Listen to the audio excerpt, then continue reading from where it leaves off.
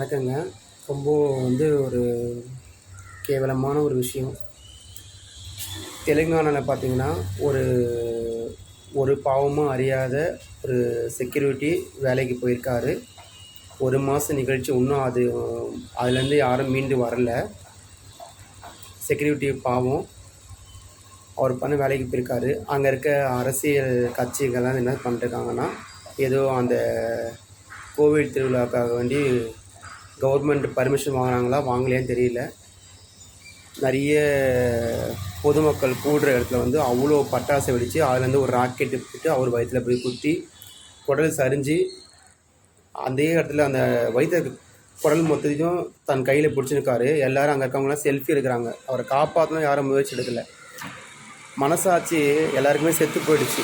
எல்லாருக்குமே அவங்கவுங்க குழந்தைங்க அவங்கவுங்க வீடு தான் முக்கியம்னு நினைக்கிறோம். இன்றைக்கி ஒரு நியூஸ் பாருங்கள், இன்ஸ்டாகிராமில் போட்டிருக்காங்க. ரொம்ப அது பார்க்கவே ஒரு மாடு அந்த காளை மாடை 2 பசங்க காலில் போட்டு அடின்னு அடிக்கிறாங்க. மண்டையில் போட்டு அடின்னு அடிக்கிறாங்க. அது என்ன திருவிழாவா என்னவா தெரியல. வாட்டவர் எதோ வேணால் இருக்கட்டுமே, எதுக்கு அந்த வாயில்லாத ஜீவனங்களை போய் இப்படி அடிக்கணும்?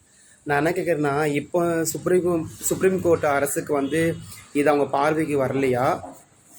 உண்மையாக சொல்லுங்கள். இது அவங்க பார்வைக்கு வரலையா? நாய் கடிக்குது, அது பண்ணுது, இது பண்ண சொல்கிறீங்களே.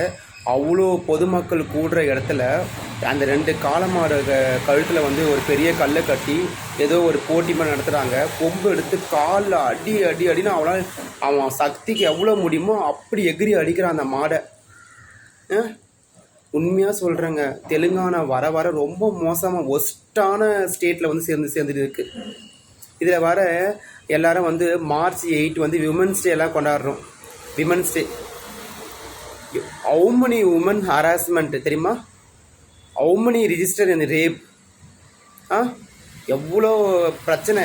இவ்வளவும் பிரச்சனை மத்தியில் all political leader, all cinema director and actors எல்லாருமே, சின்ன குட்டி கடைங்க எல்லாருமே எல்லாத்தையும் மறந்துட்டு விமன்ஸ் டே கொண்டாடுறோம். விமன்ஸுக்கு பாதுகாப்பு ஃபஸ்ட்டு எங்கே இருக்குது? அனிமல்ஸுக்கு பாதுகாப்பு எங்கே இருக்குது? ஒஸ்ட்டு ஸ்டேட்னால் அது தெலுங்கானா மட்டும்தான். தயவு செய்து சொல்கிறேன், தெலுங்கானா கவர்மெண்ட் இதை நீங்கள் எடுத்து இதை பார்த்து இன்னும் உண்மையாலே உங்களுக்கு மனசாட்சி இருந்துச்சுன்னா அதுக்கு நீங்கள் கண்டிப்பாக நீங்கள் நியாயம் கழிச்சு தான் ஆகணும். கண்டிப்பாக சொல்கிறேன். அந்த வீடியோ பார்த்துதான் இருக்கான் பொதுமக்கள். உண்மையாக சொல்கிறேன், மனசாட்சி செத்து போயிடுச்சு.